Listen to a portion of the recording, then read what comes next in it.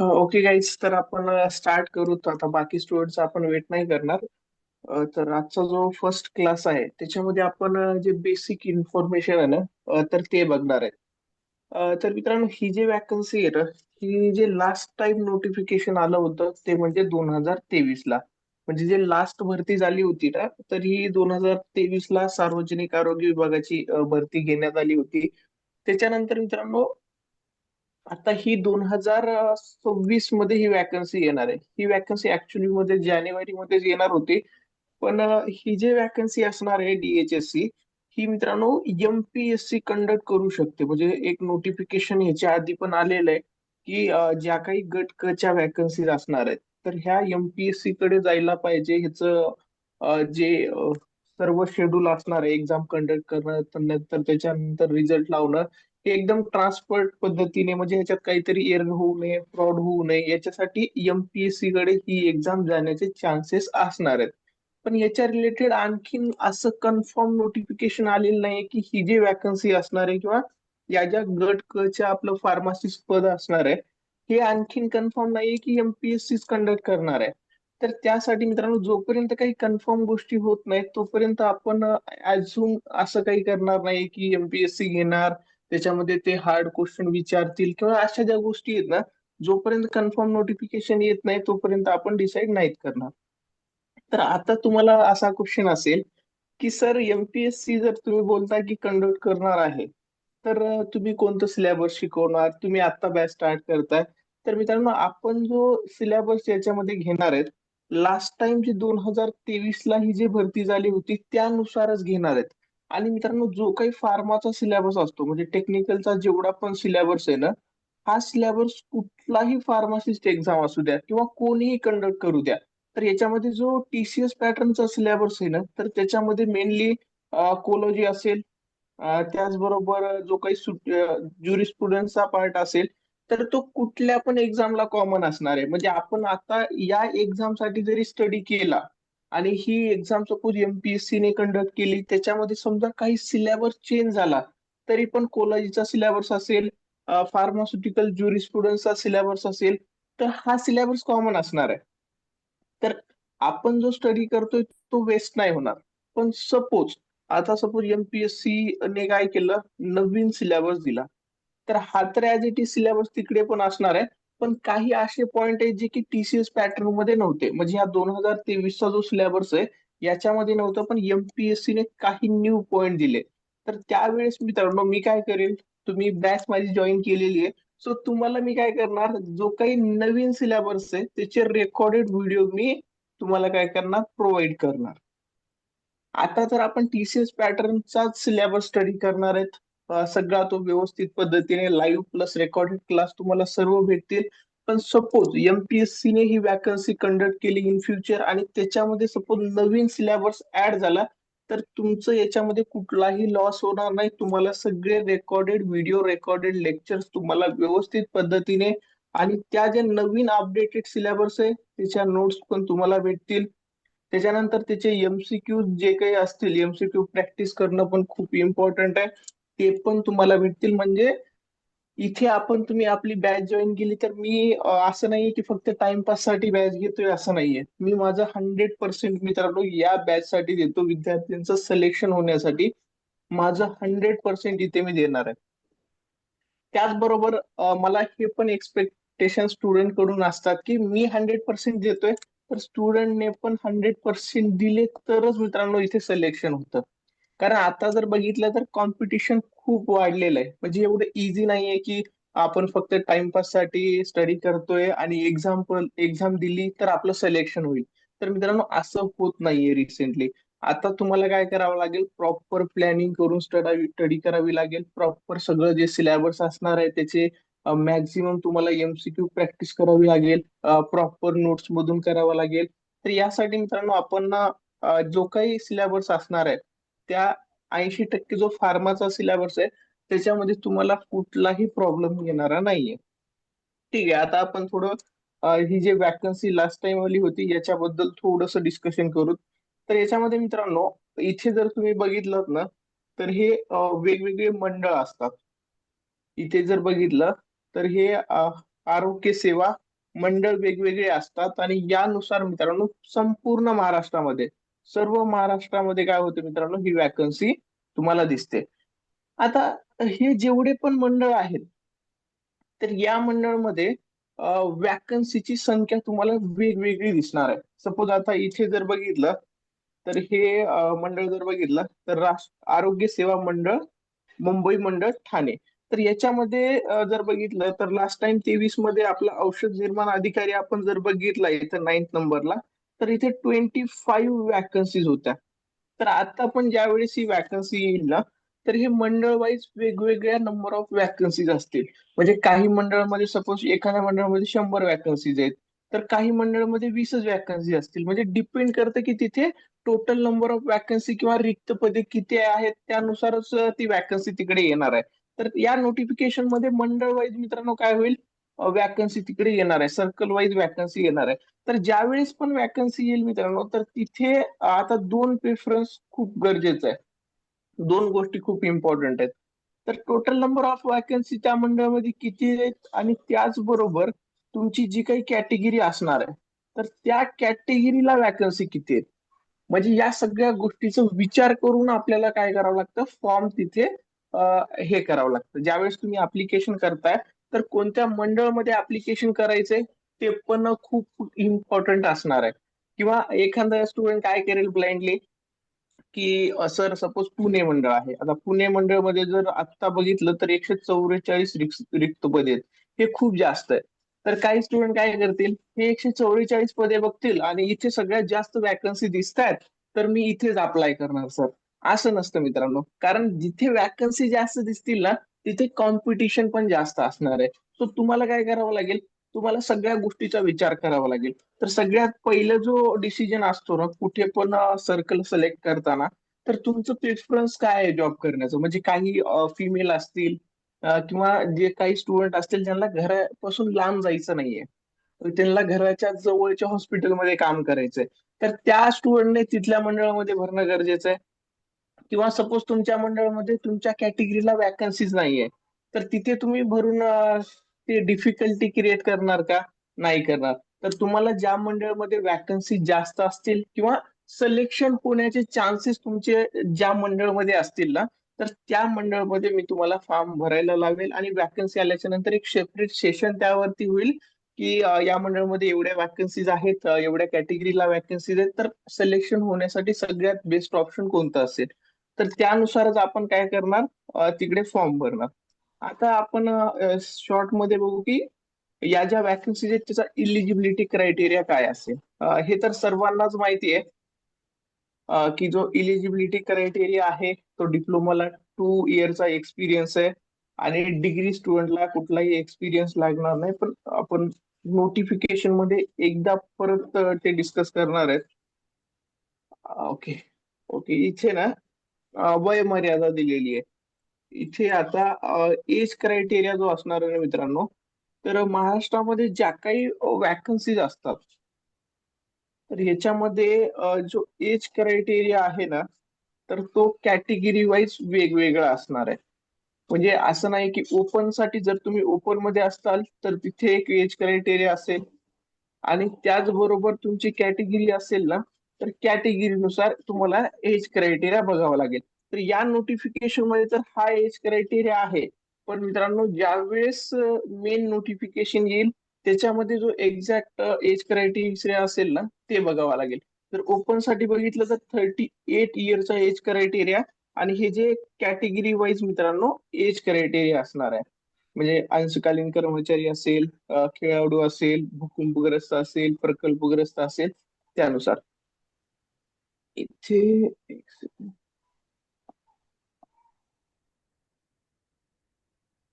Guys, in between जर समजा माझा व्हॉइस गेला ना, तर लवकरात लवकर ना मला तुम्ही कमेंट मध्ये इन्फॉर्म करत चला, जेणेकरून मला समजेल की माझा व्हॉइस येत नाहीये. किंवा काही पॉइंट जर तुम्हाला समजले नाहीत ना, तर कमेंट मध्ये तुम्ही क्वेश्चन्स करू शकता. येथे मित्रांनो इथे आपलं औषध निर्माता दिलेलं आहे म्हणजेच फार्मसी ऑफिसर. आता याच्यामध्ये जो पे मॅट्रिक्स आधीचा आहे ना, तर याच्यामध्ये एक ग्रेड अप होणार आहे. त्याच्यानंतर तुमची सॅलरी पण खूप चांगली होणार आहे इकडे, आणि याच्यामुळे कॉम्पिटिशन पण खूप वाढलेलं आहे. तर याच्यामध्ये जो आधीचा पे मॅट्रिक होता तो म्हणजे 29,200 ते 92,300, तर हा पे केला असणार आहे. तर मित्रांनो ही जे 29,200 तुम्हाला वाटत असेल सर मी जॉईन झालो तर माझी सॅलरी हीच असते का? नाही, याच्यामध्ये खूप साऱ्या इन्क्लूड होतात गोष्टी. त्याच्यामध्ये डीए असेल, म्हणजे अशा खूप साऱ्या अलाउन्स इन्क्रीज होऊन ना, तर तुमची सॅलरी एक स्टार्टिंगला बघितले ना, एक 46-47 याच्या जवळ जाते फर्स्ट सॅलरी. आणि त्याच्यानंतर एक्सपिरियन्स नुसार सॅलरी तिकडे इन्क्रीज होते. ठीक आहे, आणि याच्यामध्ये पे केल वाढल्याच्या नंतर ही सॅलरी खूप चांगली होणार आहे तिकडे. ठीक आहे, सॅलरीचा आपण डिसाईड नंतर करू, द्या आधी सिलेक्शन घ्या, त्याच्यानंतर सॅलरी. ओके, आता आपण इलिजिबिलिटी क्रायटेरियाचं बघू. तर इथे इलिजिबिलिटी क्रायटेरिया जर आपण बघितला, possesses degree in pharmacology from recognized institute and registered as registered pharmacist per Pharmacy Act 1948. तर याच्यामध्ये मित्रांनो जे पॉइंट इम्पॉर्टंट आहे, तर तुमचं बॅचलर इन फार्मसी झालेलं असेल म्हणजे बी फार्म झालेलं असेल, आणि सोबतच तुम्हाला रजिस्ट्रेशन इथे रिक्वायर्ड असणार आहे. म्हणजे कुठलीही फार्मासिस्टची वॅकन्सी आली ना मित्रांनो, तर तुम्हाला आपलं जे पीसीआयचं रजिस्ट्रेशन असतं, याला आपण जर सिम्पल म्हणू तर मेडिकलचं लायसन्स. मेडिकलचं लायसन्स तुमच्याकडे असेल तर तुम्ही फार्मासिस्टच्या कुठल्याही वॅकन्सीला, गव्हर्नमेंट वॅकन्सीला अप्लाय करू शकता.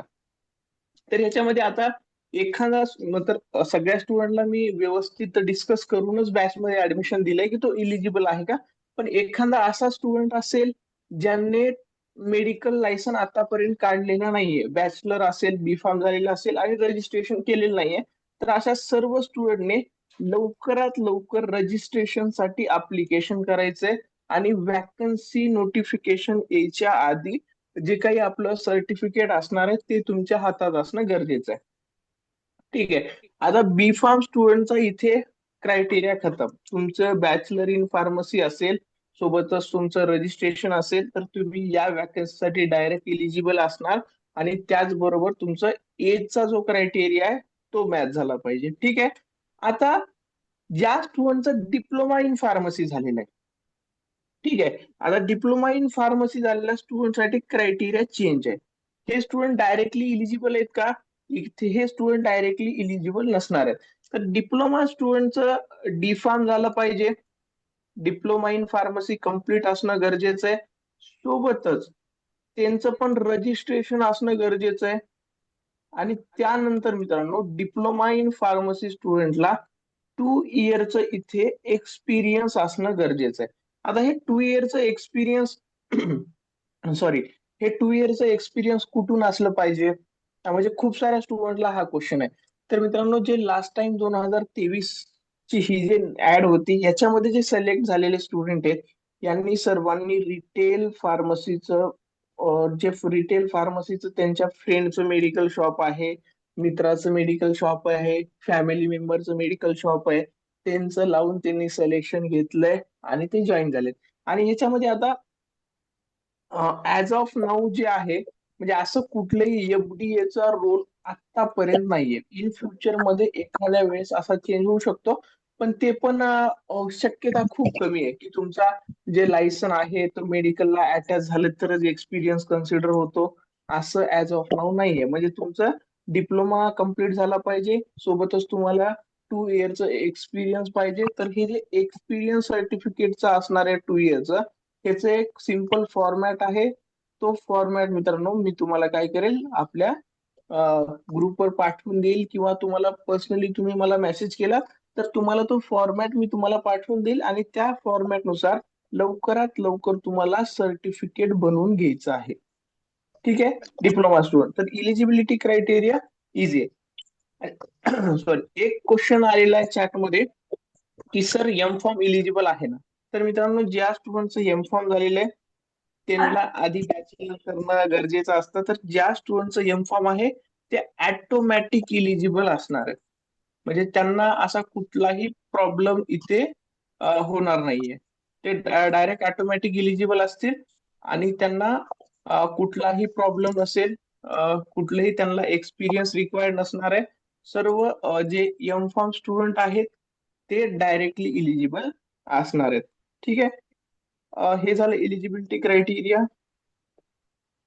त्याच्यानंतर सगळ्यात इम्पॉर्टंट जे असणार आहे ना, तर ते म्हणजे डॉक्युमेंट. आता पहिल्या क्लासमध्येच हे सांगणं पण खूप गरजेचं आहे की अप्लिकेशन फॉर्म भरताना डॉक्युमेंट कोणते लागतील, ते माहिती असणं गरजेचं आहे, जेणेकरून तुम्ही तुमचे जे सर्व डॉक्युमेंट आहेत आत्ताच रेडी करून ठेवताल आणि तुम्हाला नंतर वॅकन्सी आल्याच्या नंतर तुमची गडबड नाही होणार, किंवा जे स्टुडंट कॅटेगरीमध्ये असतात, ज्या स्टुडंट ईडब्ल्यू एस मध्ये असतील, तर त्या स्टुडंटला त्या कॅटेगरीचा फायदा भेटण्यासाठी डॉक्युमेंट रिक्वायर्ड असतात. ठीक आहे. तर त्यासाठी मित्रांनो आता आपण बघू की कोणते कोणते डॉक्युमेंट तुम्हाला इथे रिक्वायर्ड असणार आहेत. आणि मित्रांनो हे डॉक्युमेंट जे असतात ना, हे व्हॅरी करतं की तुम्ही अप्लिकेशन कोणत्या ह्याच्यातून भरताय. सपोज कुणी प्रकल्पग्रस्त मधून भरताय तर त्याला प्रकल्पग्रस्तचं सर्टिफिकेट लागेल. कुणी ओपन मधून भरतंय तर ओपन मध्ये तर खूप कमी डॉक्युमेंट तुम्हाला लागणार आहेत. ठीक आहे. तर या नोटिफिकेशन मध्ये डॉक्युमेंटचं एक सेक्शन दिलं असेल, नसेल दिलं तरी मला कोणते डॉक्युमेंट लागतात हे सगळं माहिती आहे. एक मिनिट आपण चेक करू पीडीएफ मध्ये कुठे दिलेलं आहे का. पीडीएफ पण खूप मोठी आहे की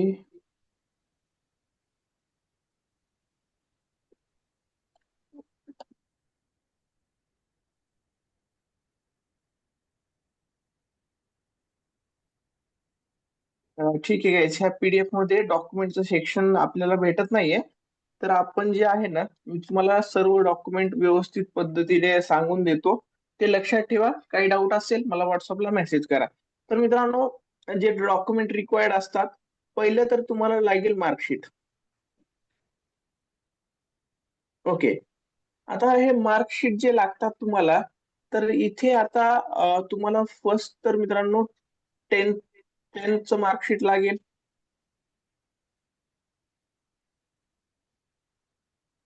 पहिले तर टेनचं मार्कशीट लागेल, त्याच्यानंतर ट्वेल्थचं मार्कशीट लागेल, त्याच्यानंतर तुम्हाला डिप्लोमा तुमचं झालेलं असेल तर डिप्लोमाचं मार्कशीट लागेल. त्याच्यानंतर समजा तुमचं डिग्री झालेलं असेल तर मित्रांनो तुम्हाला डिग्रीचं मार्कशीट लागेल. ठीक आहे. आता हे झालं मार्कशीट. हे 4 मार्कशीट तुम्हाला फॉर्म भरण्यासाठी कंपल्सरी आहेत, तर हे तर रिक्वायर्ड असणार आहेत. त्याच्यानंतर मित्रांनो दुसरं आहे डिग्री सर्टिफिकेट. म्हणजे तुमचं बॅचलर इन फार्मसी झालंय तर तुम्हाला अप्लिकेशन फॉर्म भरताना डिग्री लागेल. आणि ज्या स्टुडंटचा डिप्लोमा झालेला आहे तर त्यांना डिप्लोमाचं पासिंग सर्टिफिकेट एक असतं, तर ते. आता हे जे आहे ना, याच्यामध्ये काही स्टुडंटची डिग्री घेतलेली नसेल, युनिव्हर्सिटीला जाऊन घेतलेली नसेल किंवा कॉलेजमधून घेतलेली नसेल. ठीक आहे. तर अशा स्टुडंटने काय करायचंय, फायनल इयरचं मार्कशीट इथे अपलोड करायचंय. पण प्रॉब्लेम काय आहे, ते हे एक ऑप्शन झालं. हे फायनल इयरचं जे मार्कशीट मी बोलतोय, हे काय झालं मित्रांनो, ऑप्शन. पण तुम्हाला जर परफेक्ट डॉक्युमेंट भरायचे, पण ह्याचा प्रॉब्लेम नाहीये. जर परफेक्ट तुम्हाला डॉक्युमेंट भरायचे असतील तर तुम्हाला डिग्री सर्टिफिकेट लागणार आहे. आणि तो नसेल तर फायनल इयरचं मार्कशीट चालेल, त्याच्यामध्ये पण काही प्रॉब्लेम नाही येणार. आणि डिप्लोमा सर्टिफिकेट, काही खूप सारे स्टुडंट जे असतात ना ते डिप्लोमा पास आउट होतात पण तरी पण ते डिप्लोमा सर्टिफिकेट घेत नाहीत. तर त्यांनी काय करायचंय, कॉलेजवर जाऊन डिप्लोमा सर्टिफिकेट घ्यायचंय. तर हे इम्पॉर्टंट 2 डॉक्युमेंट झाले. त्यानंतर तुमची जे पर्सनल इन्फॉर्मेशन आहे त्याला म्हणजे ती तुमचीच आहे का हे अॅक्युरेट करण्यासाठीचं डॉक्युमेंट लागतं. त्याच्यामध्ये जर बघितलं तर आधार कार्ड तुम्हाला इथे काय लागणार आहे आधार कार्ड. त्याचबरोबर ऑब्लिक मध्ये इथे पॅन कार्ड पण तुम्हाला लागेल. तर हे डॉक्युमेंट पर्सनल इन्फॉर्मेशन रिलेटेड 2. त्यानंतर तुम्हाला जे डॉक्युमेंट लागेल ते म्हणजे आपलं पीसीआयचं रजिस्ट्रेशन. हे तर कंपल्सरी लागणारच आहे. ठीक आहे. हे रजिस्ट्रेशन लागेल. त्याच्यानंतर डी फार्म झालेला असेल तर स्टुडंटला मित्रांनो इथे 2 इयरचं एक्सपिरियन्स सर्टिफिकेट लागणार आहे फॉर्म भरताना. त्याच्यानंतर जे डॉक्युमेंट तुम्हाला लागेल तर याच्यामध्ये जे स्टुडंट कॅटेगरी मधून अप्लाय करतायत, जे स्टुडंट कॅटेगरी मधून अप्लाय करतायत, यांना कास्ट सर्टिफिकेट कंपल्सरी लागणार आहे. आणि त्याचबरोबर कास्ट व्हॅलिडिटी, खूप साऱ्या स्टुडंटला माहिती आहे कास्ट व्हॅलिडिटी लागेल, पण कास्ट व्हॅलिडिटी जर नसेल बनवून घ्या. पण कास्ट व्हॅलिडिटी साठी ना तुम्हाला सिलेक्शन झाल्याच्या नंतर पण एक टाइम दिला जातो 6 मंथचा, त्याच्यामध्ये पण तुम्ही ते काढून सबमिट करू शकता. सो तुम्हाला कॅटेगरी मधून अप्लिकेशन करायचं तर कास्ट सर्टिफिकेट तर 100% रिक्वायर्ड आहे, हे लागेलच. त्याचबरोबर जे स्टुडंट ईडब्ल्यूएस मधून भरतायत ते सर्टिफिकेट लागेल, किंवा जे काही अदर पॅरल जे आहेत, सपोज प्रकल्पग्रस्त आहे, भूकंपग्रस्त आहे, तर ते सर्टिफिकेट किंवा पोर्ट मधून कोणी भरताय तर ते सर्टिफिकेट तुम्हाला लागणार आहे. त्याचबरोबर मित्रांनो, खूप साऱ्या ज्या कॅटेगरीज आहेत त्यांना नॉन क्रिमिलियर एक सर्टिफिकेट असतो, तर हे सर्टिफिकेट पण मॅन्डेटरी असणार आहे. आणि ह्याची मित्रांनो व्हॅलिडिटी असते. म्हणजे हे जे नॉन क्रिमिनल सर्टिफिकेट आहे याची एक डेट असते, ती डेट तुम्ही एक्सपायर झाली आहे का चेक करा. आणि काही स्टुडंट काय विचार करतील की सर माझ्याकडे कास्ट सर्टिफिकेट आहे, पण माझं नॉन क्रिमिनल एक्सपायर आहे, पण मी आता एक्सपायर नॉन क्रिमिनलने फॉर्म भरणार आणि ज्यावेळेस डॉक्युमेंट व्हेरिफिकेशन होईल त्यावेळेस मी ओरिजिनल नॉन क्रिमिनल काढेन आणि सबमिट करेन. तर मित्रांनो हे असं चालत नाही. ज्यावेळेस तुम्ही वॅकन्सीसाठी अप्लिकेशन करताय ना त्यावेळेसचे सर्व डॉक्युमेंट हे व्हॅलिड असणं गरजेचं आहे. सर्व डॉक्युमेंट त्याच वेळेस व्हॅलिड असले पाहिजे. सपोज वॅकन्सी 1 एप्रिलला आली, 1 एप्रिल, आणि ह्याची लास्ट डेट जी असणार आहे ना, सपोज एप्रिल 1 मे आहे लास्ट डेट. तर मित्रांनो आपले जेवढे पण डॉक्युमेंट आपण इथे पाठवतोय, सबमिट करतोय, ते सर्व डॉक्युमेंट या डेटच्या बिटवीन व्हॅलिड असणं गरजेचं आहे. म्हणजे इथून इकडे जर व्हॅलिडिटी असेल सपोज पुढची, तरी नाही चालणार, किंवा इथून मागेलची व्हॅलिडिटी असेल तरी नाही चालणार. म्हणजे आपलं जे सर्टिफिकेट आहे, आपलं जे डॉक्युमेंट असणार आहे, हे सगळे मित्रांनो 1 एप्रिल किंवा 1 मे, सपोज ही डेट देतोय, आपली वॅकन्सी ज्यावेळेस येईल त्यावेळेस सर्व डॉक्युमेंट व्हॅलिड असले पाहिजेत. आणि मित्रांनो ही वॅकन्सी लवकरच येणार आहे, तर त्यासाठी तुमचे जे काही डॉक्युमेंट आहेत ते तुम्ही आत्ताच रेडी ठेवा. त्याच्यामध्ये तुम्हाला कुठला प्रॉब्लेम असेल मला सेपरेटली व्हॉट्सअपला मेसेज करा. तुम्हाला डॉक्युमेंट मध्ये कुठलाही प्रॉब्लेम असेल तर मित्रांनो तो प्रॉब्लेम मी सॉल्व्ह करून देईल. त्याच्यामध्ये मी तुम्हाला सजेशन देईल की काय करावं लागेल. आणि मित्रांनो सर्वांनी सर्व डॉक्युमेंट बनवून घ्या. आता मी खूप सारे स्टुडंट बघतो जे बोलतात की सर माझं 2 मार्कने राहिलं, आणि त्या स्टुडंटला विचारलं तर त्याचं ईडब्ल्यूएस सर्टिफिकेट निघत होता. काही स्टुडंटला विचारलं त्याचं फिमेल रिझर्वेशनचं असेल, ते त्यांनी काढलेलं नाहीये, त्याच्यामधून फॉर्म भरलेला नाही. तर अशा छोट्या छोट्या मिस्टेकमुळे 2 मार्क असेल किंवा 0.001 ने पण हे होत असेल ना, तरी पण तुमच्याकडे एक ऑप्शन असेल, एक 2 मार्काचं, अर्ध्या मार्काची हेल्प होण्यासाठी. तर तुम्ही तो फायदा घेतला पाहिजे. त्यासाठी सर्वांनी डॉक्युमेंट बनवून घ्यायचे. ठीक आहे. चॅटमध्ये 2 क्वेश्चन आले सर, प्रेफरन्स मंडळ सिलेक्शन एकच करू शकतो का? ओके. आता हे जे मंडळ आहेत, मल्टिपल मंडळ आहेत, पण तुम्हाला ज्यावेळेस तुम्ही फॉर्म टाकताय ना, तुम्हाला एकच मंडळ, एकच सर्कल काय करावं लागेल मित्रांनो, सिलेक्ट करावं लागेल. म्हणजे जरी हे 7 मंडळ असतील, हे वॅकन्सी 7 आहेत, तर तुम्हाला एकच सिलेक्ट करावं लागेल. तर याच्यामुळे काय होणार मित्रांनो, जे कॉम्पिटिशन असणार आहे ते पण थोडस डिवाइड होऊन जातं. सपोज आता आपण डीएमआर मध्ये बघितलं तर डीएमआर मध्ये मित्रांनो 75,000 लोक फॉर्म भरला, आणि तो एकाच रेसमध्ये हे सगळे पळतायत. एकच रेस आहे. जे 207 वॅकन्सी 207 आधी गेले त्यांचं सिलेक्शन झालं, पण हे 75,000 लोक एकच रेसमध्ये पळतायत. तर इथे काय होणार, हे जे 75,000 फॉर्म येतील डीएचएस ला, पण ह्यांचं जे डिवायडेशन असणार आहे ना, ते 7 सर्कल मध्ये होईल. म्हणजे 7 वेगवेगळ्या ग्राउंड मध्ये रेस होईल, आणि त्या 7 ग्राउंड मध्ये त्यांनी किती विनर ठेवलेत, म्हणजे या मंडळामध्ये किती वॅकन्सी ते सिलेक्ट होतील. सो कॉम्पिटिशन याच्यामध्ये काय होतं, डीएचएस मध्ये डिवाइड होऊन जातं. ठीक आहे. दुसरा एक क्वेश्चन आहे सर, ईडब्ल्यूएस स्टेटचं लागेल की सेंट्रलचं? तर मित्रांनो आपली जी वॅकन्सी असणार आहे आरोग्य विभागाची ही महाराष्ट्र गव्हर्नमेंटची वॅकन्सी असेल. तर इथे जे तुम्हाला लागणार आहे ना डॉक्युमेंट, सर्व महाराष्ट्राचेच लागतील. ईडब्ल्यूएस तुम्हाला स्टेटच लागेल. ठीक आहे. आणि त्याचबरोबर मित्रांनो, एक सगळ्यात इम्पॉर्टंट डॉक्युमेंट डिस्कस करायचं राहिलं तर मित्रांनो, जे डोमासाईल सर्टिफिकेट आहे, डोमासाईल म्हणजे महाराष्ट्राचेच तुम्ही रहिवासी आहात, तर हे प्रूव्ह करण्यासाठीचं जे डॉक्युमेंट आहे ते डोमासाईल आहे. तर हे डोमासाईल सर्टिफिकेट तुम्हाला अप्लिकेशन फॉर्म भरताना गरजेचं आहे. आणि त्याचबरोबर जे मॅरिड लोक आहेत त्यांना मित्रांनो इथे ना स्मॉल फॅमिलीचं एक डिक्लेरेशन लागतं, त्याचा फॉर्मॅट भेटतो. ते काही असं आधी बनवायची गरज नाहीये तिची. ओके. तर हे आपण वॅकन्सीचं डिस्कशन सर्व केलेलं आहे. तर मित्रांनो, आता जे आपण बघणार आहेत ना, तर इथे आपण सिलेबस बघू की तुमचा जो आरोग्य विभागाचा सिलेबस आहे ना तो काय असणार आहे. ठीक आहे. तर याच्यामध्ये आता सिलेबस जर बघितला आपण, तर याच्यामध्ये दोन पार्ट आहेत. या या सिलेबस मध्ये दोन पार्ट आहेत. या दोन पार्ट मध्ये मित्रांनो, आता एक आहे टेक्निकल. टेक्निकल मीन्स मित्रांनो आपला फार्माचा सिलेबस इन शॉर्ट मध्ये, फार्माचा सिलेबस. आणि सेकंड पार्ट आहे मित्रांनो नॉन टेक्निकल. आता या नॉन टेक्निकल वर जे लास्ट टाइम ऍड होती आणि आता पण तेच राहील, त्याच्यामध्ये 20% हा नॉन टेक्निकलचा सिलेबस आहे. आणि मित्रांनो 80% हा सिलेबस जे असणार आहे तो आपला फार्माचा असणार आहे. ठीक आहे. तर आपण इथे स्टडी करताना पण या गोष्टीचा खूप इम्पॉर्टंट आहे की आपण जे स्टडी प्लॅनिंग करणार आहेत किंवा जे स्टडी तुम्ही फॉलो करणार आहेत, तर त्याच्यामध्ये पॅटर्न बघून स्टडी करणं खूप गरजेचं आहे. आता इथे काय, डीएमआर मध्ये नॉन फार्माचा 60% सिलेबस होता. तर तिथे तर नॉन फार्मा खूप इम्पॉर्टंट होता, म्हणजे की नॉन टेक्निकलचा सिलेबस आहे.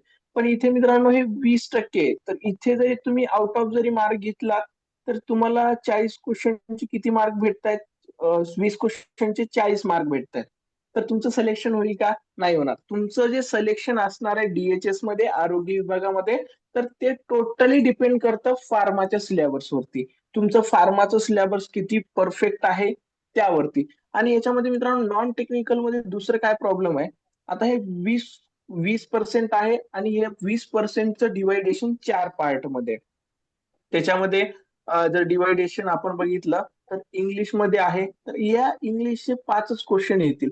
आणि जर सिलेबस बघितला तर एवढा सिलेबस आहे. तर हे सिलेबस कव्हर करणं 5 क्वेश्चन साठी डिफिकल्ट आहे. त्याचबरोबर बघितलं तर मराठीचा सिलेबस बघा, इथे खूप सारा सिलेबस दिलाय. यावरती पण तुम्हाला 5च क्वेश्चन येतील, म्हणजे 10 मार्क्स. तर अशा पद्धतीने जीकेचा सिलेबस बघा, यावरती 5 क्वेश्चन येतील 10 मार्क्स साठी. त्याच्यानंतर इथे जीकेचा बघा, आता किती सारा सिलेबस आहे. एवढा सगळा सिलेबस तुम्ही व्यवस्थित करणं पॉसिबल नाहीये, आणि केलं तरी पण कोणते 5 MCQ येतील तुम्हाला आयडिया लागणारच नाही. तर मी तर सजेस्ट करेल याचा अभ्यास करायचा आहे, पण एवढं जास्त याच्यामध्ये इन्व्हॉल्व्ह व्हायचं नाहीये की यार हे सगळंच करायचं मला, each and every one point. कारण जीके मध्ये मित्रांनो सरप्राईज खूप येतात. तुम्ही वर्षभर जरी अभ्यास केला तर असं कुणी सांगू नाही शकणार की हे 5 तुमचे आउट ऑफ येतील. कारण इथे मिस्टेक होतात. इथे कोणते पण क्वेश्चन्स येतात. चालू घडामोडी असेल त्यावरती क्वेश्चन्स येतात. तर त्याच्यासाठी त्याचं स्टडी करणं तर थोडं तुम्हाला डिफिकल्टच जाणार आहे. तर हे 20 क्वेश्चन साठी तुम्हाला स्टडी तर करावी लागेल. असं नाही की स्टडी नाही करायचं, पण याच्यामध्ये किती वेळ द्यायचा आहे हे पण इम्पॉर्टंट आहे. ठीक आहे.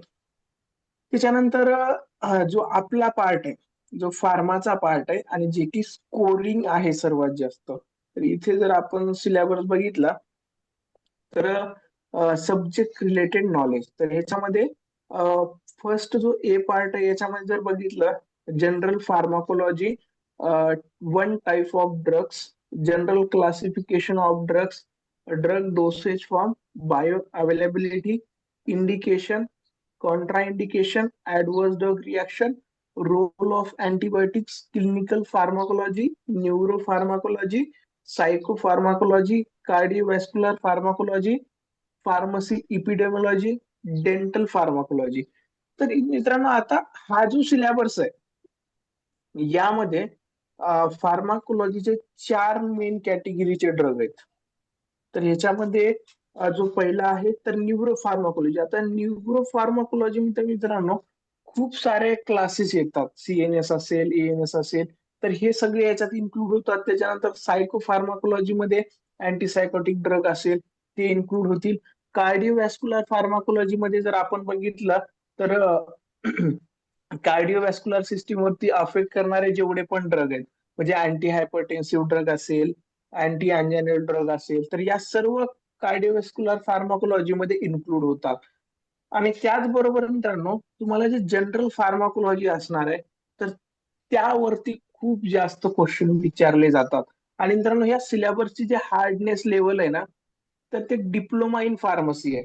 आता सपोज तुम्ही खूप साऱ्या स्टुडंटचं M.Pharm झालंय, मास्टर इन फार्मसी झालंय, तर त्यांची लेवल स्टडी करण्याची वाढलेली आहे. सॉरी, ज्यांचं बॅचलर इन फार्मसी झालंय त्यांची पण लेवल वाढले. पण मित्रांनो त्या सर्व स्टुडंटचं माइंडसेट थोडंसं चेंज करावं लागेल. त्यांना सर्वांना काय करावं लागेल, डिप्लोमा लेवलचं स्टडी करावं लागेल. आणि जे डिप्लोमा झालेले स्टुडंट आहेत त्यांनी असा नका विचार करू, सर माझा डिप्लोमा झालाय आणि मी कॉम्पिटिशन M.Pharm सोबत करतोय, मी कॉम्पिटिशन B.Pharm सोबत करतोय. मित्रा तुझंच सगळ्यात बेस्ट आहे, कारण तुझ्या माइंडमध्ये फक्त डिप्लोमॅच आहे. पण या M.Pharm झालेल्या स्टुडंटने, बॅचलर झालेल्या स्टुडंटने खूप साऱ्या गोष्टी एक्स्ट्रा शिकल्यात आणि त्या डोक्यामध्ये येतात. तर मित्रांनो तुम्हाला जे लेवल आहे ना ते डिप्लोमा लेवलच तुम्हाला ऍडजस्ट करावं लागेल स्टडी करताना. कारण जेवढे पण तुम्ही क्वेश्चन पेपर प्रिव्हियसली बघितले असतील किंवा अपकमिंग जी पण एक्झाम असेल, तर याच्यामध्ये लेवल डिप्लोमाची असते आणि बेसिक वरती जास्त क्वेश्चन विचारले जातात.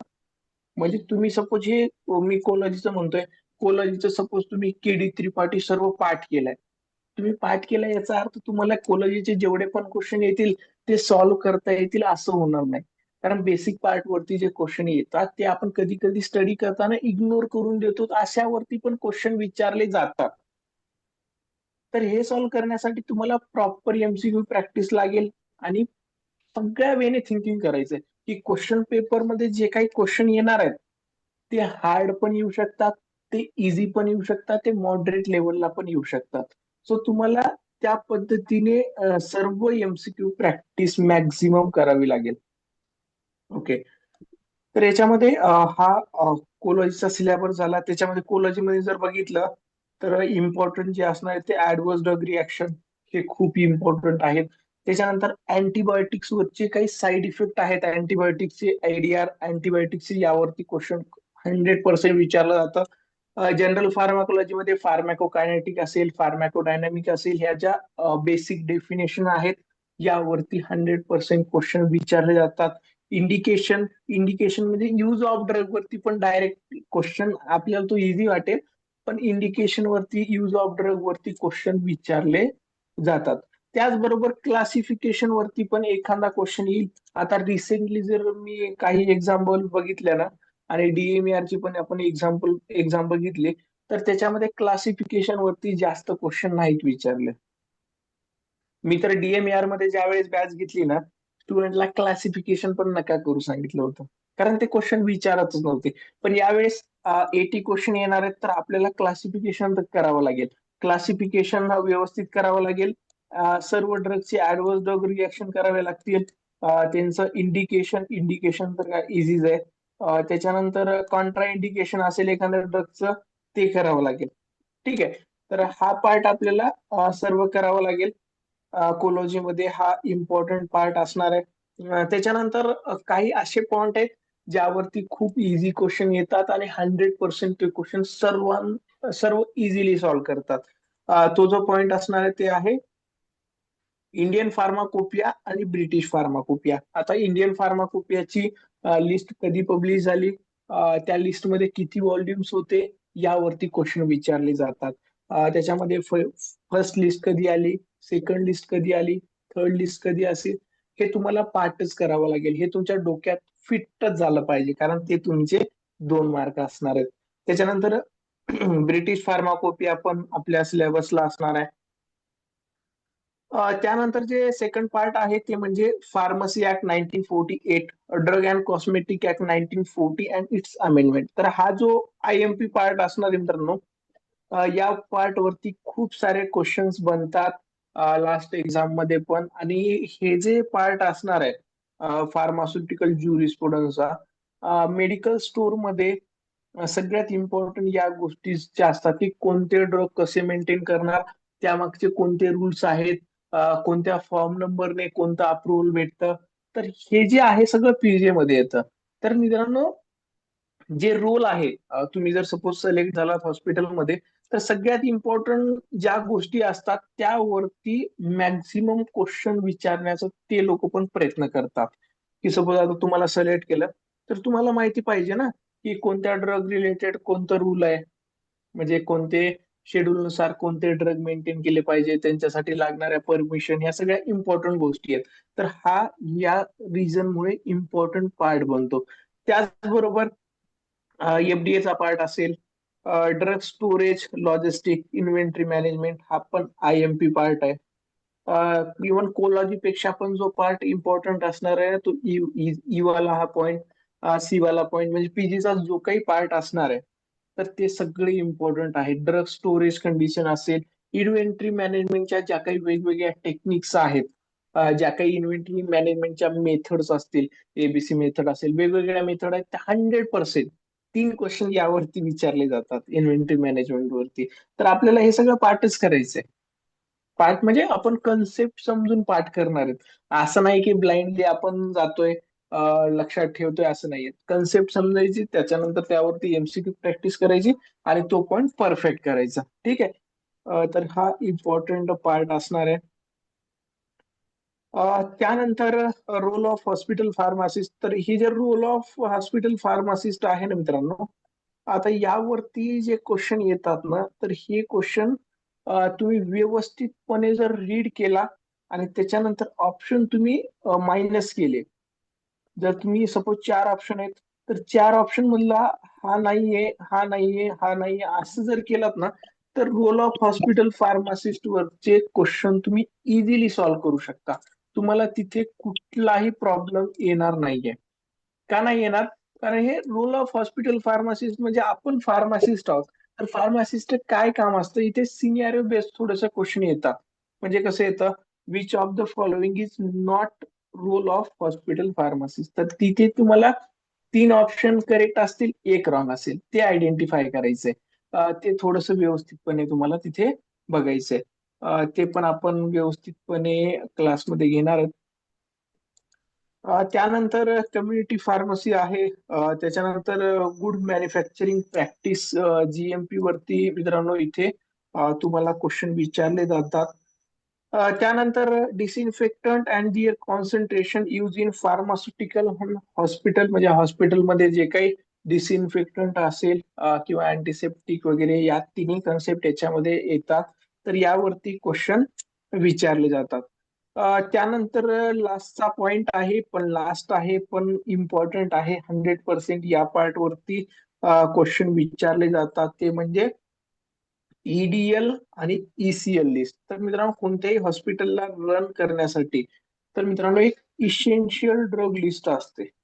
म्हणजे एखाद्या हॉस्पिटलमध्ये ट्रीटमेंट प्रोसेस स्टार्ट करायची, तर तेवढे मेडिसिन त्या हॉस्पिटलमध्ये असणं गरजेचं आहे. तर याची एक लिस्ट पब्लिश असते. तर ती लिस्ट कधी पब्लिश झालेली आहे, कोणत्या इयरला कोणती लिस्ट आली, तर त्या इयर वरती क्वेश्चन विचारतात. त्याच्यानंतर लास्ट लिस्ट मधून कोणते ड्रग डिलीट केलेले आहेत, त्याच्यानंतर त्या लिस्टमध्ये ड्रग असतात आणि त्यांचं यूज असतं. नवीन लिस्टमध्ये कोणते ड्रग ऍड केलेले आहेत, यावरती क्वेश्चन विचारले जातात. तर मल्टिपल वेजने याच्यामध्ये काय होईल, तुम्हाला क्वेश्चन विचारले जातील, ते आपण कव्हर करू. त्याच्यानंतर इसेन्शियल कन्झ्युमेबल लिस्ट, ही पण कन्झ्युमेबल एखाद्या हॉस्पिटलला रन करण्यासाठी लागणारे जे आहे, त्यावरती पण तुम्हाला एखादा क्वेश्चन येऊ शकतो. तर मित्रांनो, हा जो आहे हा सिलेबस असणार आहे तुमच्या एक्झामसाठी. आता हा सिलेबस आपण काय करणार आहे मित्रांनो, लाईव्ह प्लस रेकॉर्डेड क्लासमध्ये कव्हर करणार आहे. आता हा सिलेबस सर्व नोट्स तर मी तुम्हाला ऑलरेडी शेअर केल्या. त्याच्यामध्ये काही पार्टच्या नोट्स तुम्हाला एक मिनिट.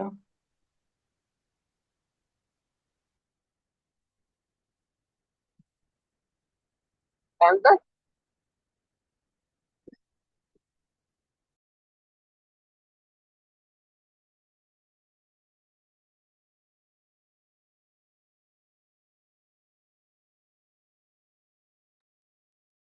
ते गड्डे पाहिजे बा. हा, गड्डे गिड्डे पाहायचं आहे म्हटलं. गाईज, म्यूट करा. आणि हा आपला फर्स्ट क्लास असल्यामुळे ना, मी तुम्हाला ऑप्शन दिलेले माईक अनम्यूट करून बोलण्याचा. याच्यानंतरच्या क्लासमध्ये आपण माईकचा ऑप्शन नाही देणार, कारण फर्स्ट क्लास आहे. याच्यामध्ये तुम्हाला काही बोलायचं असेल, काही विचारायचं असेल, त्याच्यासाठी आपण माईकचा ऑप्शन दिला. पण नेक्स्ट क्लासमधून तो ऑप्शन नसणार आहे.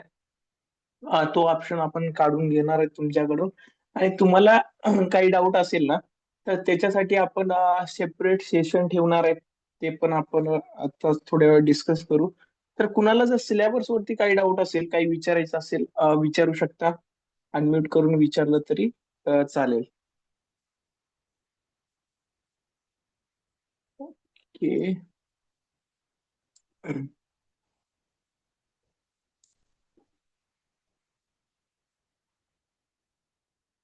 ओके. डाऊट नाहीये तर आपण नेक्स्ट जो पार्ट आपण डिस्कस करणार आहे त्याच्याकडे वळू. तर याच्यामध्ये मित्रांनो, आता तुम्हाला या बॅच मध्ये कोणत्या गोष्टी भेटतील ते एकदा आपण थोडस व्यवस्थित डिस्कस करू. तर याच्यामध्ये सगळ्यात पहिल्यांदा तर कम्प्लीट टेक्निकल सिलेबस जो 80% सिलेबस असणार आहे ना, तो सगळा सिलेबस आपल्या क्लासमध्ये लाईव्ह प्लस रेकॉर्डेड ह्याच्यामध्ये तुम्हाला भेटणार आहे. हे मी सेपरेट सर्वांसोबत पण डिस्कस केलंय, पण परत एकदा सर्वांसोबत डिस्कस करतो. तर 80% टेक्निकल सिलेबस, याच्यामध्ये नॉन टेक्निकल जे 20% आहे त्याचं गायडन्स इथे तुम्हाला भेटणार आहे. त्याचबरोबर मित्रांनो, इथे जे थर्ड पॉइंट आहे बुक्स अँड नोट्स. तर याच्यामध्ये जे नोट्स आहेत ते पीडीएफ तुम्हाला काय होईल मित्रांनो, तुम्हाला व्हॉट्सअप वरती भेटून जातील. फक्त कंडिशन एक आहे की बाकी अदर तुमचे फ्रेंड असतील, तुमचे खूप जवळचे मित्र असतील, एक्स वाय झेड जे काही असतील, त्यांना फक्त प्लीज नका शेअर करू. म्हणजे आपण स्टुडंटला प्रिंट वगैरे करण्यासाठी नोट्स प्रोव्हाइड करतोय. आणि बुक जे असतात, काही बुकचे मी पीडीएफ तुम्हाला प्रोव्हाइड करणार आहे. पण बुक मी सजेस्ट करेल. म्हणजे काही स्टुडंटला वाटेल सर तुम्ही कोरिअर करून बुक माझ्या घरी पाठवता का, तर ते तसं नाही होणार. तुम्हाला काय होईल, नोट्स पीडीएफ फॉर्मॅट मध्ये भेटेल आणि बुक्स मी सजेस्ट करेल. आता नोट्स थोडस हे काय आहे मित्रांनो, नोट्स म्हणजे मित्रांनो बुक सारखं लिहिलेलं नसतं. हे नोट्स मित्रांनो शॉर्ट असतात.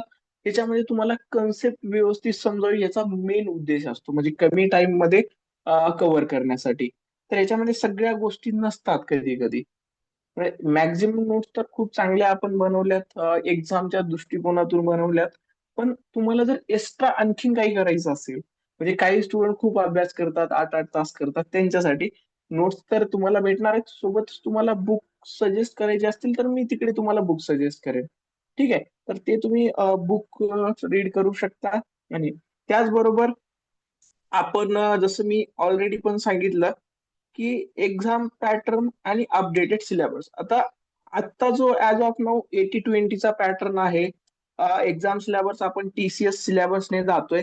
पण याच्यामध्ये काही चेंजेस झाल्या तरी पण तुम्हाला तो चेंज आपण प्रोव्हाइड करणार आहेत. म्हणजे तुम्हाला वाटत असेल सर वॅकन्सी आली नाहीये, सिलेबस मला माहिती नाहीये, सर तुम्ही आता शिकवताय, काहीच नका काळजी करू, शिकून घ्या.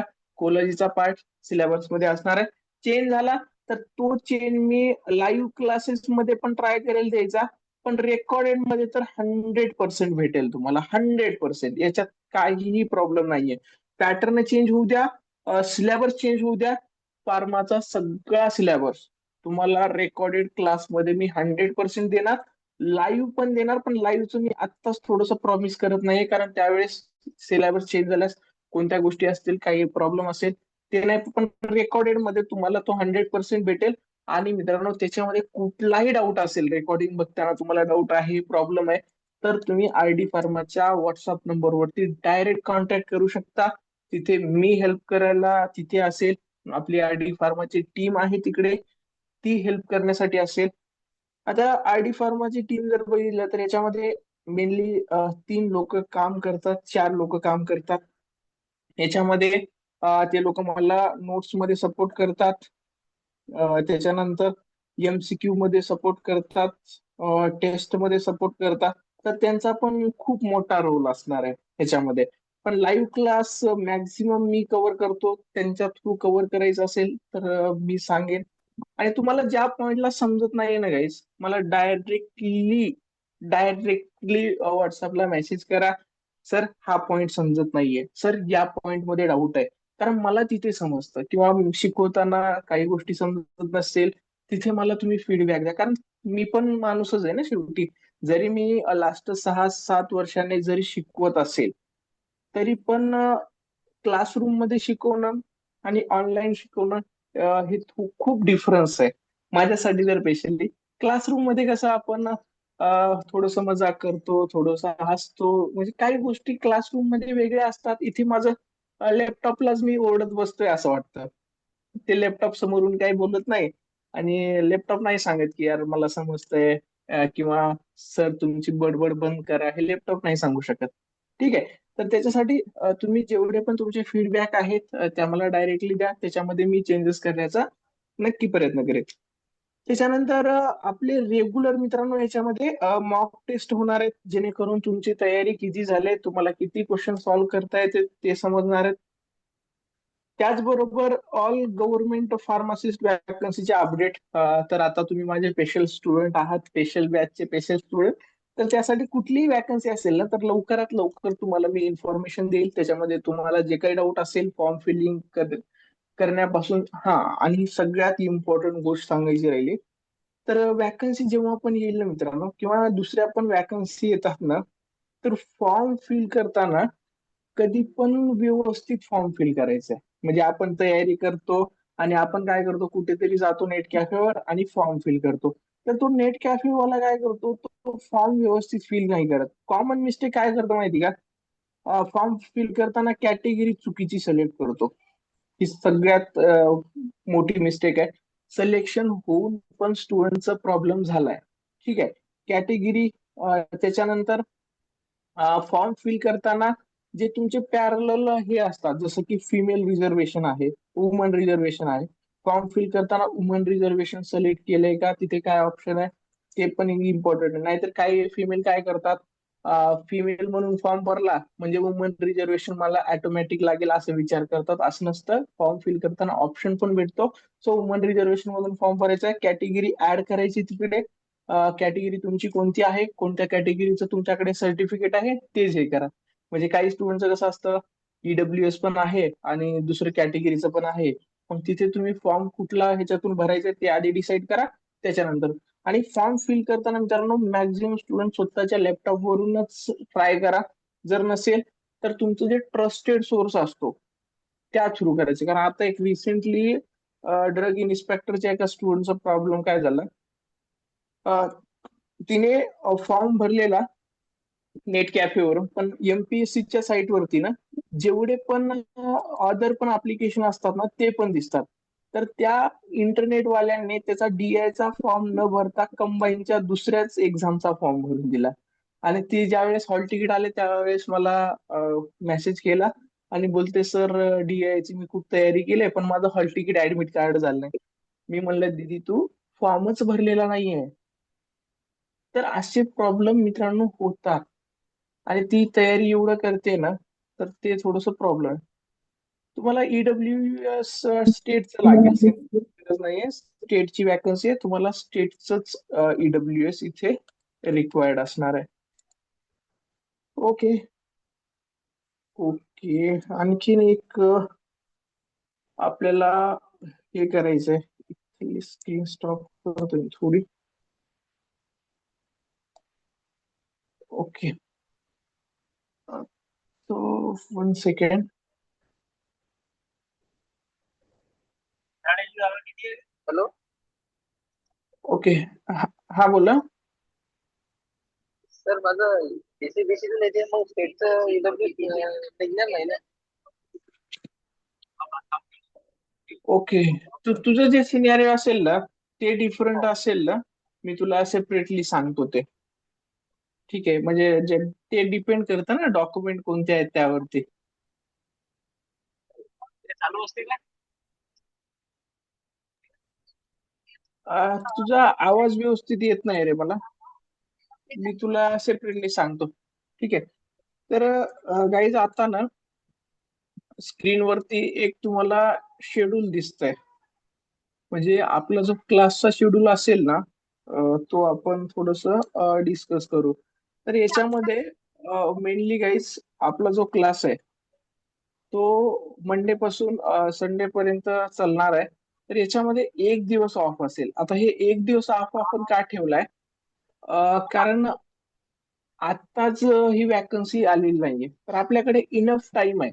म्हणजे खूप टाइम आहे जोपर्यंत आपण काय करू शकतो, तयारी व्यवस्थित पद्धतीने करू शकतो.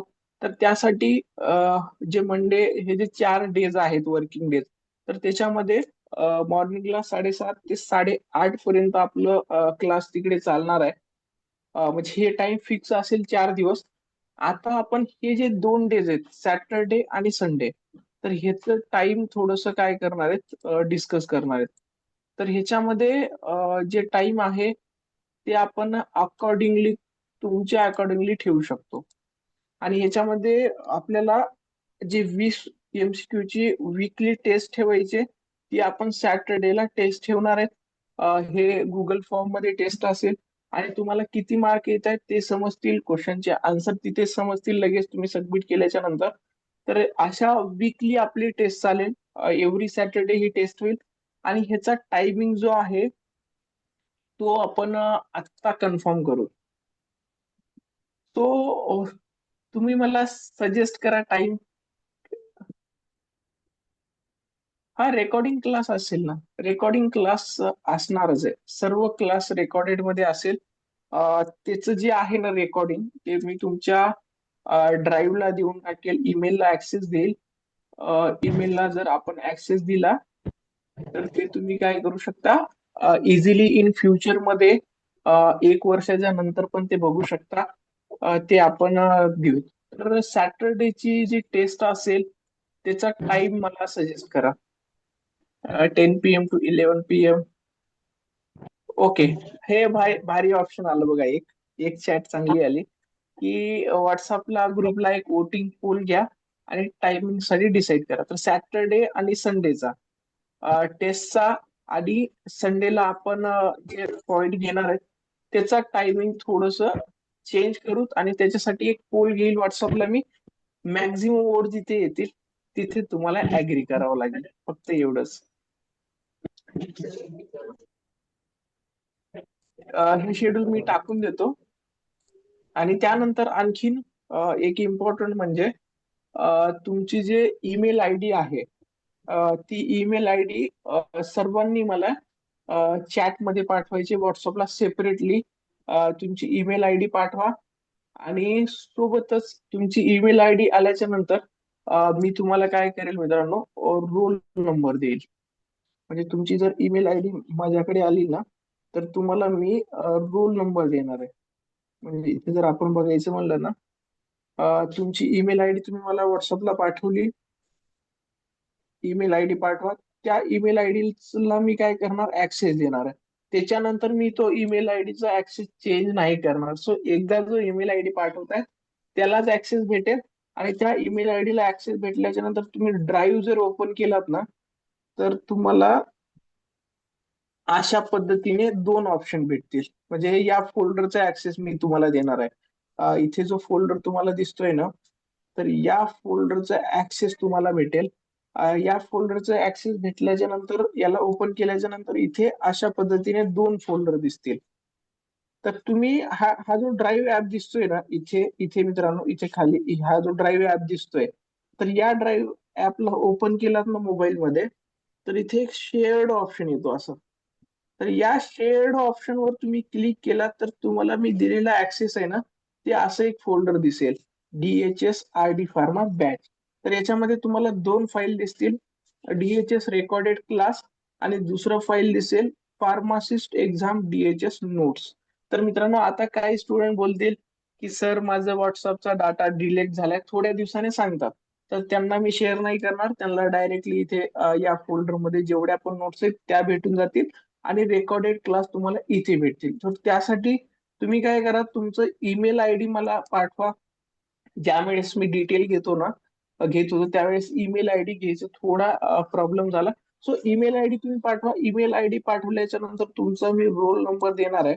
आता हे रोल नंबर काय इम्पॉर्टंट आहे, कारण झूम ऍप वरती तुम्ही ज्या वेळेस जॉईन करताय त्यावेळेस माझा स्टुडंट आहे का हे बघण्यासाठी इम्पॉर्टंट आहे.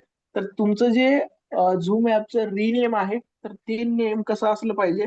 सपोज आता एका स्टुडंटचं 01 रोल नंबर आहे, तर हे 01 आणि सपोज नाव आहे अमोल, तर 01 अमोल असं तुमचं नाव मला दिसलं पाहिजे, जेणेकरून कसं मला व्यवस्थित समजेल. आणि मित्रांनो, आपलं क्लासचं ड्युरेशन हे खूप जास्त आहे, तर त्यासाठी हे खूप इम्पॉर्टंट आहे. सर्वांनी मला व्हॉट्सअपला ईमेल आय डी पाठवा, रोल नंबर पाठवा. मी रोल नंबर पाठवेल, तुम्ही ईमेल आय डी पाठवा. त्याच्यानंतर मी तुम्हाला ऍक्सेस देईल. ऍक्सेस द्यायला थोडंसं मला टाइम लागेल, कारण 100 स्टुडंटचे ईमेल आय डी इकडे ऍड करणं त्याच्यासाठी टाइम लागतं. तुम्ही ईमेल आय डी पाठवा, तुम्हाला मी ऍक्सेस देऊन टाकेल. त्यानंतर सगळ्यात इम्पॉर्टंट जे असणार आहे ना, ते ग्रुपमध्ये जे अदर स्टुडंटचे नंबर आहेत, एकमेकाला नका विचारत बसू तुझं मीटिंग जॉईन होतंय का नेट होतंय. तुम्ही इन बिटवीन मेसेजेस नका करू, तुम्ही आधी किती एक्झाम दिल्या, म्हणजे असे जे डिस्कशन आहेत अननेसेसरी जे ट्रबल क्रिएट करतात, प्रॉब्लेम क्रिएट करतात, ते नका करू. आणि ते तसं आढळलं कुणी की सर मला हा नंबर डिस्टर्ब करतोय, त्या नंबरला मी डायरेक्टली ग्रुपमधून रिमूव्ह करून टाकणार आहे. त्याची व्हॅलिडिटी क्लासची तिथे संपून जाईल. तर अशा अननेसेसरी गोष्टी मला नकोत. आणि मित्रांनो, मी जे क्लास घेतोय हे टाइमपास साठी घेत नाही, मी स्वतः एक्झाम देतोय. मी सर्व स्टुडंट मी स्वतः समजून देतोय. आणि मला मित्रांनो तुमच्याकडून रिझल्ट पण 100% पाहिजे. म्हणजे टाइमपास आपण करणारच नाही, मला रिझल्ट 100% पाहिजे म्हणजे पाहिजे. आपण अदर्स क्लासेस सारखं नाहीये की फक्त क्लास घेतोय, शिकवतोय, बोलतोय, असं नाही. मी हर एक स्टुडंटला सेपरेटली कॉलवर एक एक तास बोललेलो आहे. ते बोललेलं उगच नाहीये.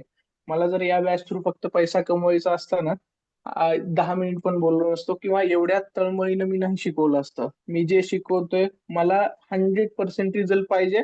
मला सर्व स्टुडंट सिलेक्शन झालेले बघितलं पाहिजे. जे 80 क्वेश्चन फार्माचे आहेत, त्या 80 मधला एक जरी तुमचा क्वेश्चन रॉंग झाला ना, तर त्याचं रिझन पाहिजे मला की का रॉंग झाला. तर त्यासाठी तुमचे पण 100% मला द्या. आणि दुसरी एक गोष्ट आहे, मी काही ऍक्टिव्हिटीज ड्युरिंग बॅच मध्ये घेतो, तर त्या ऍक्टिव्हिटीज मध्ये पण सगळे स्टुडंट सपोर्ट द्या. तर एक ऍक्टिव्हिटी जी आपली असणार आहे, तर ती ऍक्टिव्हिटी सगळ्यात इम्पॉर्टंट आहे, सगळ्यात इम्पॉर्टंट तुमचं सिलेक्शन कडे नेणारी ऍक्टिव्हिटी आहे. पण यामध्ये तुमचं सपोर्ट मला लागेल. तर मी सर्व जे आपल्या बॅचमध्ये स्टुडंट आहेत त्या सर्व स्टुडंटला एक टास्क देणार आहे. आणि तो टास्क एकदम सिम्पल असेल. म्हणजे जो टास्क असेल त्याच्यामध्ये तुम्हाला जे इम्पॉर्टंट एमसीक्यू वाटतात, म्हणजे आता तुम्ही वेगवेगळे इंडिव्हिज्युअल आहेत, वेगवेगळे ब्रेन आहेत, तर थिंकिंग पण वेगवेगळी आहे. तर तुम्हाला वाटतंय सपोज की या क्वेश्चन पेपरमध्ये, अपकमिंग पेपरमध्ये हे 20 एमसीक्यू 100% येतात, तर असे सर्व 20 एमसीक्यू मला सर्व स्टुडंट कडून पाहिजेत. आता मी एमसीक्यू काढणार, मी एमसीक्यू देणार, माझं एक ब्रेन आहे. पण तुम्ही सर्वांनी 20-20 इम्पॉर्टंट, तुम्हाला वाटेल की हा एक्झाम मध्ये येणारच सर, असं वाटतं ना आपल्याला की 80 पैकी 20 एमसीक्यू तर आपण प्रेडिक्ट करू शकतो. जरी हे एमसीक्यू स्टुडंट वाईज रिपीट होत असतील चालेल, पण सर्वांकडून मला 20-20 एमसीक्यू पाहिजे. तर हे 20 एमसीक्यू इंटू 100 होतात 2000. आता हे 2000 एमसीक्यूच्या बाहेरचा एमसीक्यू एक्झाम मध्ये दिसतच नाही. सिमिलर येणार आणि यामधूनच येणार. तर त्यासाठी मित्रांनो, ही डीएमआर मध्ये आपण लास्टला ऍक्टिव्हिटी घेतली होती, तर ही जी ऍक्टिव्हिटी आहे ही खूप इम्पॉर्टंट आहे. आणि यामध्ये तुमचं सिलेक्शन पण फिक्स होऊ जाईल. त्यासाठी तुमचा पण सपोर्ट लागेल. आणि मी तर माझं 100% देणार आहे. तुम्ही पण 100% द्या. आणि मित्रांनो, आत्तापासून रेग्युलर स्टडी करा. काही डाऊट असेल, काही प्रॉब्लेम असेल, आर डी फार्माच्या व्हॉट्सअप नंबरवरती कॉन्टॅक्ट करा. Thank you all. आज आपण इथेच थांबू. आणि काही डाऊट असेल मेसेज करा. Thank you all.